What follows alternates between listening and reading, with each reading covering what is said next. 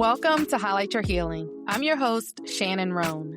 I'm so excited about today's guest because she's bringing something very special to the show. My guest today is Desiree, the founder of the Mamas Mosaic Collective, a space she created intentionally for Black women to be held through both grief and motherhood. Through her work, she disrupts the superwoman image that so often leaves Black women feeling isolated and unsupported. And she cultivates communities where women are given permission to show up in their fullness, grief, and all. Desiree, I just want to say thank you so much for being here and for the space that you're creating for so many women through the amazing work that you're doing. Thank you so much, Shannon, for having me. I'm so excited to be here. Hi, everyone listening. I'm so excited to be a part of today's conversation. I have to express my deep, deep gratitude to you for inviting me to share my story. I'm so excited that you're here. You and I, we've both had the opportunity just to collaborate on a few projects together, including our Grace and Grief series and some other exciting things that we have coming up. And it has just been such a pleasure partnering with you as we both show up for women who are navigating some of the hardest seasons of their lives. Yes. I think oftentimes people don't necessarily hear hardest season and align motherhood with that. And maybe even for fear of maybe someone would hear that and assume you're not grateful to be a mother. But, Right. Becoming a mom is a huge transition. And I think there isn't anything wrong with acknowledging that and having a real appreciation for all that motherhood demands.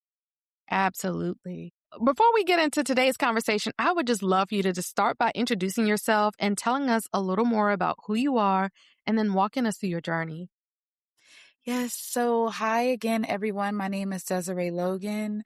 I am the founder of the Mamas Mosaic Collective. We are a nonprofit organization, and our focus is Black women, specifically holding Black women through motherhood and grief, two of life's largest transitions, arguably. And oftentimes, because Black women are often praised for being strong, we are almost assumed that our emotions and feelings behind, these huge transitions are not there or they're not something that we should express. And that is something that I personally experienced. And it led me to create spaces for other women to show up, put down their cape, and allow themselves to be held and to be seen. Because grief is one of those things that demands, to be witnessed. It demands to be seen, heard, felt. And I think providing spaces for women to do just that is empowering. There's so much power in storytelling. So I love curating spaces for that to happen. Absolutely. And I love the amazing work that you're doing with the Mamas Mosaic Collective. So can you walk us through what started your grief journey? So my mother died unexpectedly November 11th, 2019.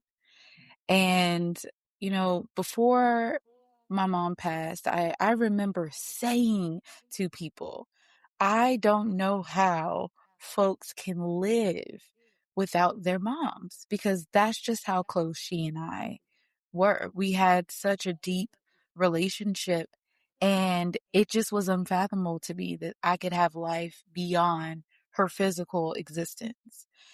And we had such a deep relationship. I actually believe it's a testament. On the day she died, I reached out to her. I sent her a text message and then I tried calling her, and this was after I got off of work, and she didn't respond. And that was just not like my mom. Like, she would pick up the phone. We would be chit chatting for at least an hour or so. And she didn't pick up the phone. And I had this feeling in my gut that something was probably really wrong. And an hour later, my dad called. And I remember looking at my then boyfriend at the time, and I said to him, I don't want to answer the phone. And he just kind of looked at me like, why? And I just knew.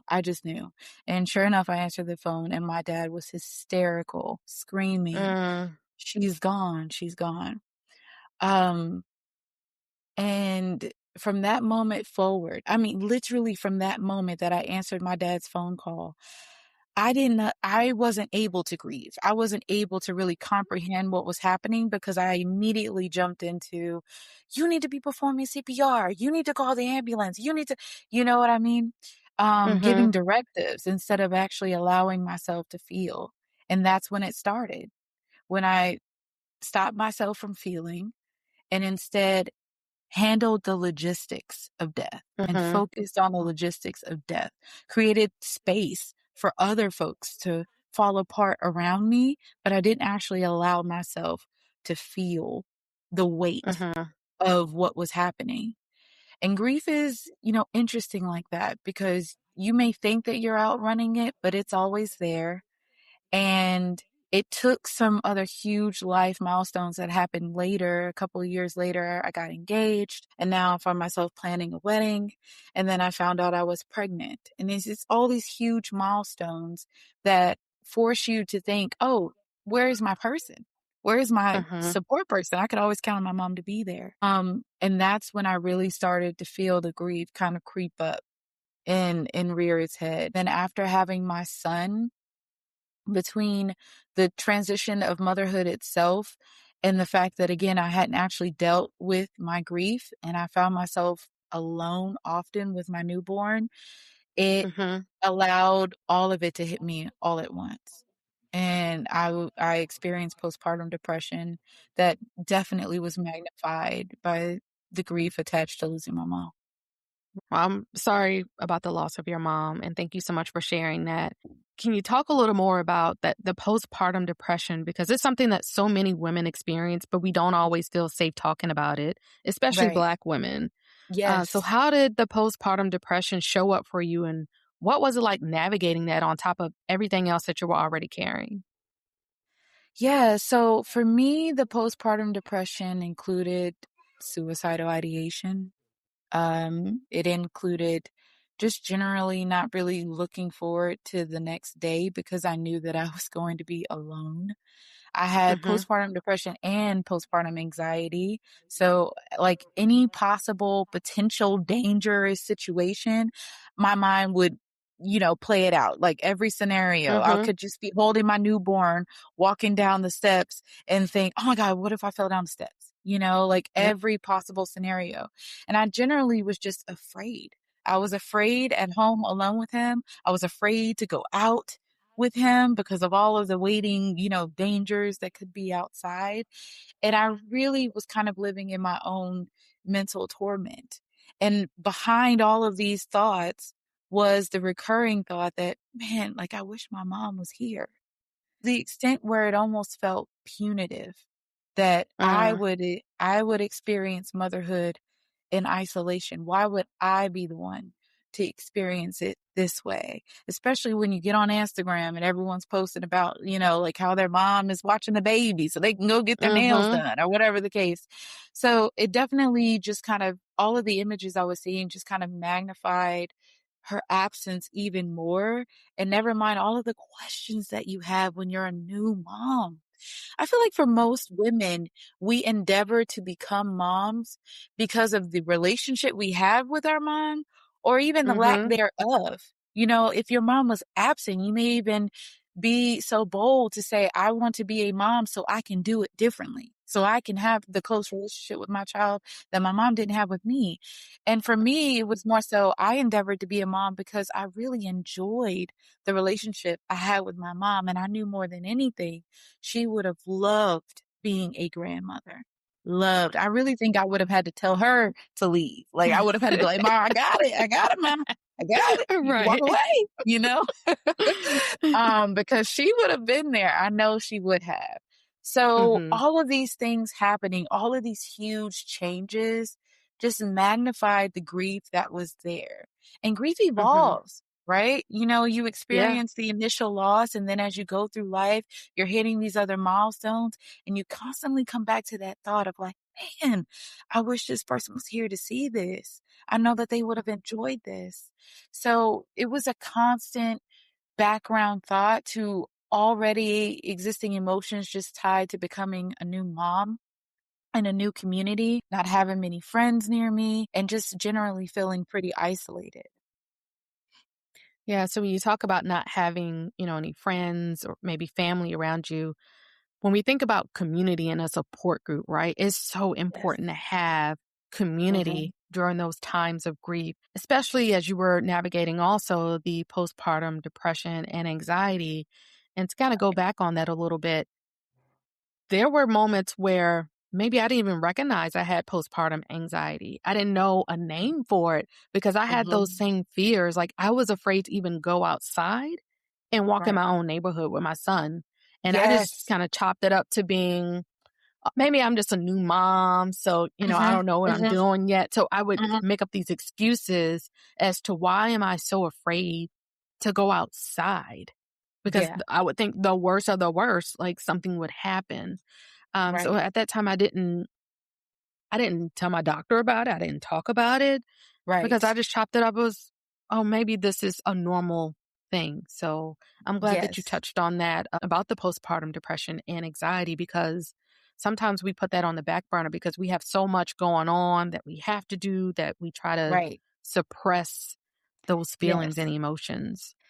Yes. And I think there is something about just even when you have the language, when you can say, like, oh, this is postpartum anxiety, I think even in that, there is a weight attached to it of like, there's something wrong with me. Now I'm admitting there's something wrong with me. Like, why? I'm a new mom. Mm-hmm. Like, everything should be great. And now I'm saying I have this condition. I don't want to be labeled that way. But I actually think that in our fear of being labeled, we are doing ourselves a disservice because we're not getting the help that we need. And I want to be careful with this too, because I think it is important that we have resources available to us in order to even have the conversations about what might be happening with us. You know, you fill out the questionnaire at your child's pediatrician where you know that they're screening you for postpartum depression. There's a very Right. high awareness of like, okay, and then it's not really clear what's going to happen if you fill this out and they do their little calculation and they come back and do what exactly? Are they going to report you to defects? Are they going to like, what is the next step?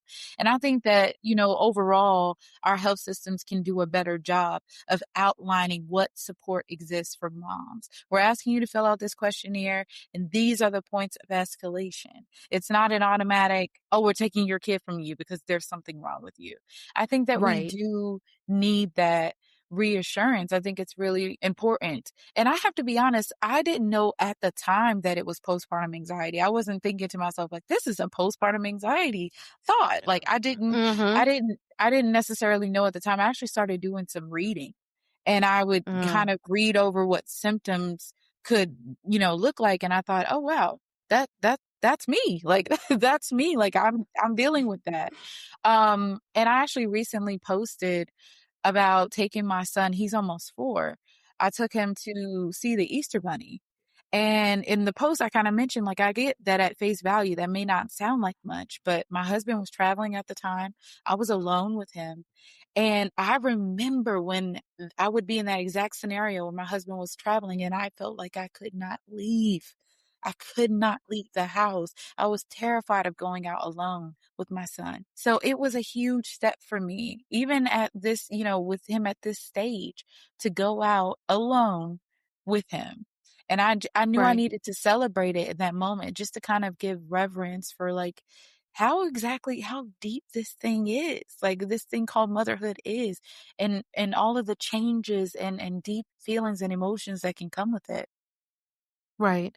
Yeah, and I definitely applaud you for your awareness, right? You're like, this is a big Mhm. moment. I was able to Right. take him out alone, just me and my son by Mhm. myself. And remember days that was non-existent, like didn't Right. happen. You're very intentional about disrupting that superwoman image. Why do you think Yes. that narrative is so persistent in our community? And what does it actually cost Black women to keep wearing a cape?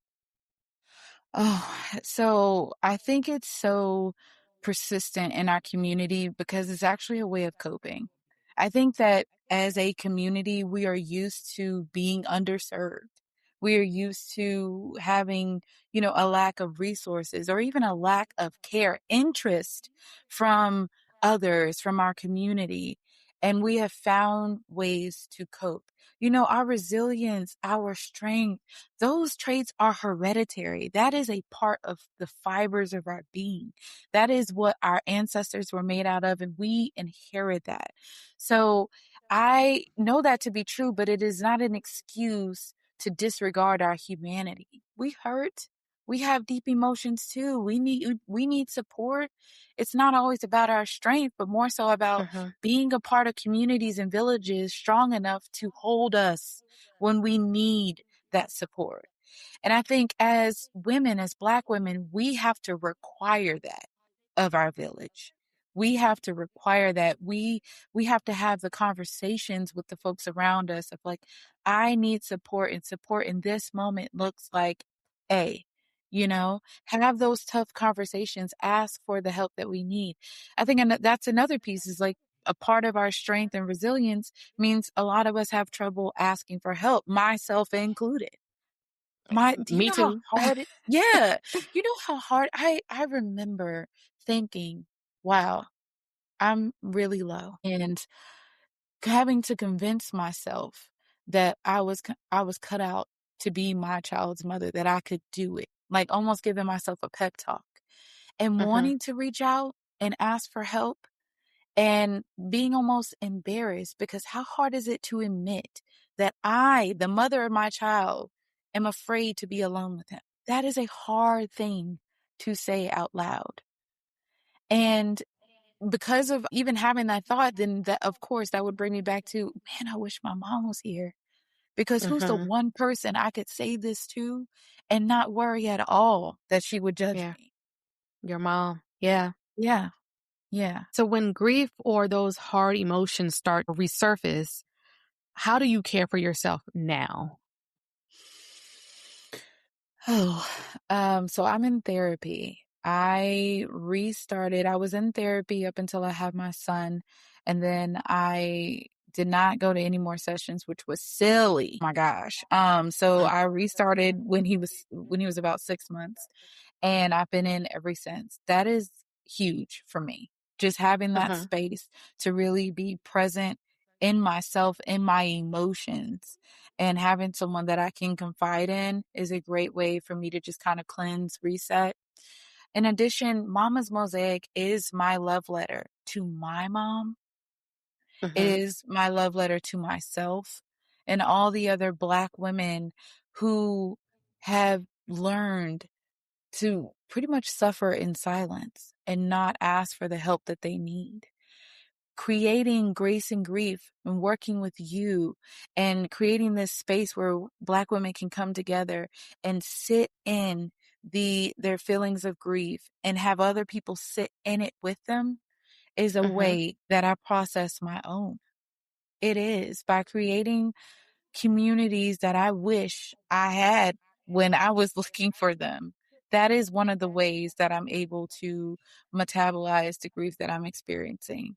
Also, I no longer worry about whether or not if I speak what I'm feeling relative to losing my mom, that I'm going to make someone else uncomfortable.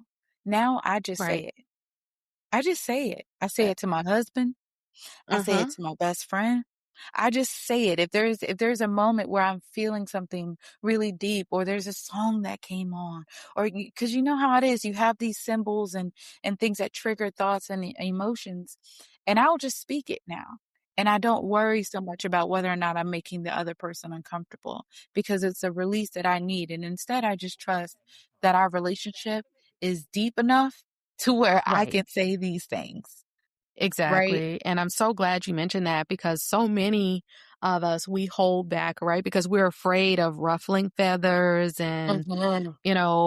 the relationship, whomever it may be, like you said, your husband or a friend or whomever, we're afraid of damaging that relationship. But I need to release these emotions and I'm saying what I need to say in the moment. So I'm so glad that Right. you said that because a lot of us, we hold back from that. And that also causes us to suffer in silence because we're not getting out those things that we actually need to say.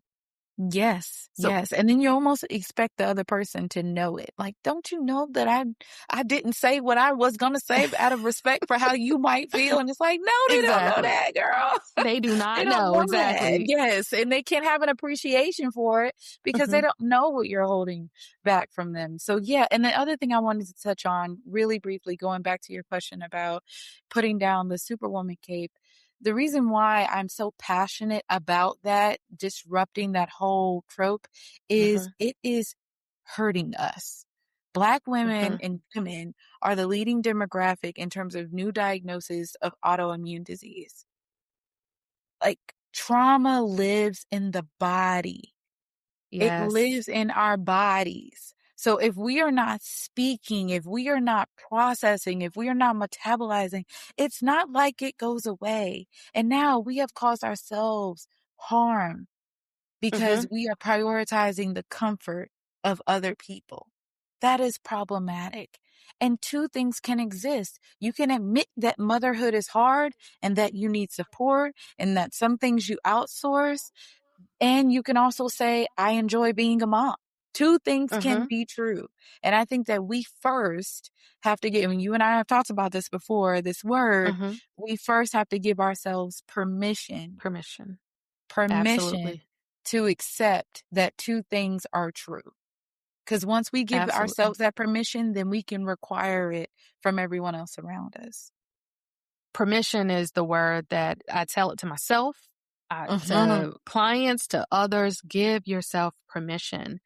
mhm. Why is it so important for you to share your voice or help others? You know, when I became a mom, I had 20 plus questions immediately. Like after my son exited my body, because even Mhm. the way he was born was the exact way that my mom had me. It was literally the exact way.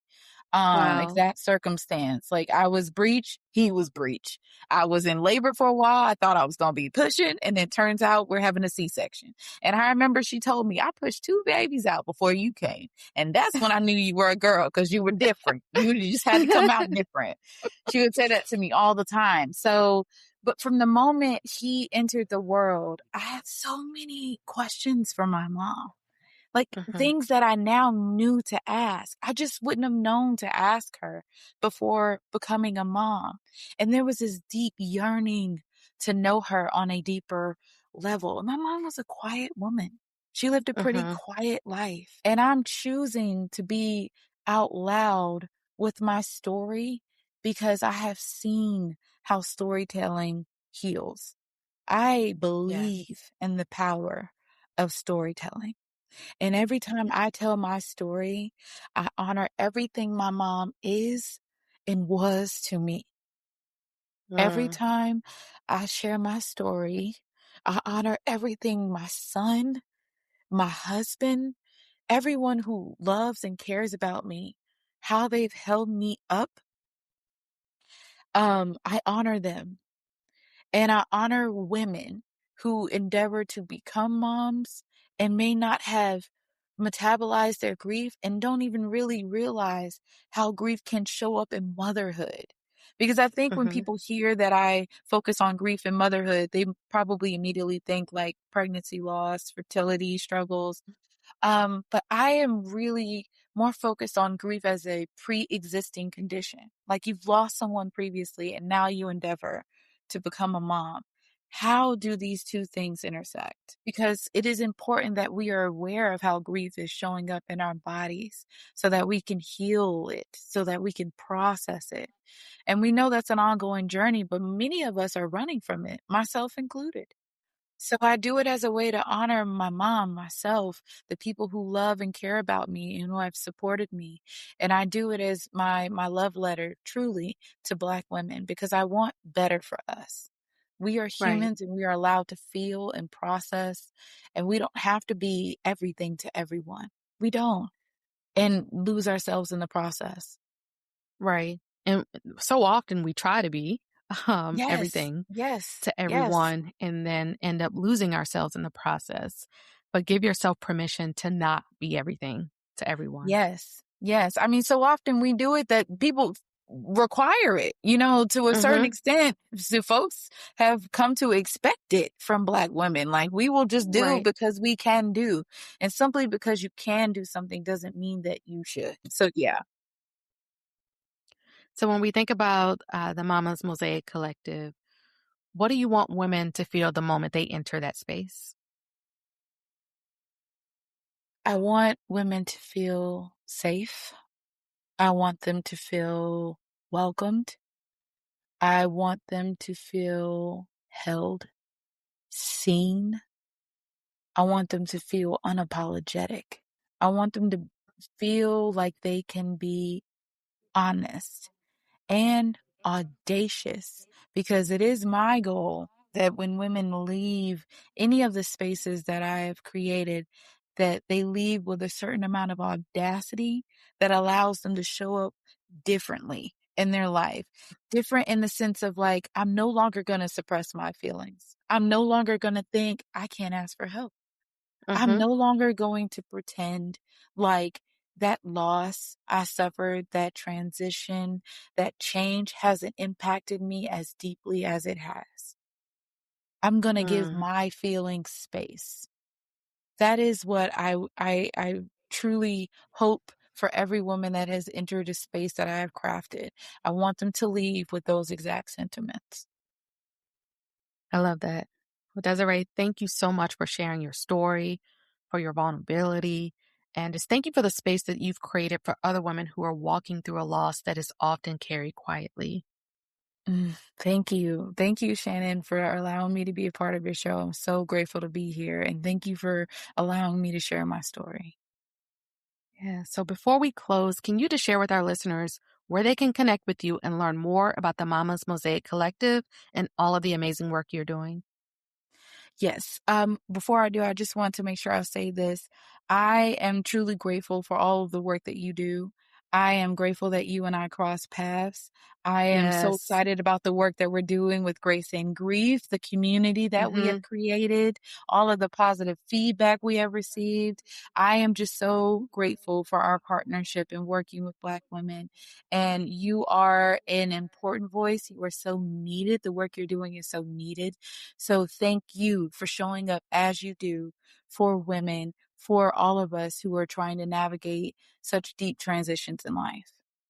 I definitely appreciate that because I just remember during my own grief journey, I wanted to create something that I didn't have or I didn't Mhm. know where to look for. So that is my why. That is my reason. That is my passion behind Highlight Your Healing and everything that I'm doing in the grief space is because I feel like more women need to hear our voices because Yes. I felt like I didn't have anybody during that time. I suffered in silence and Yes. I didn't know who to turn to. So creating this avenue for women who are out there feeling all alone, that is Mhm. what Highlight Your Healing is for, is you are not alone.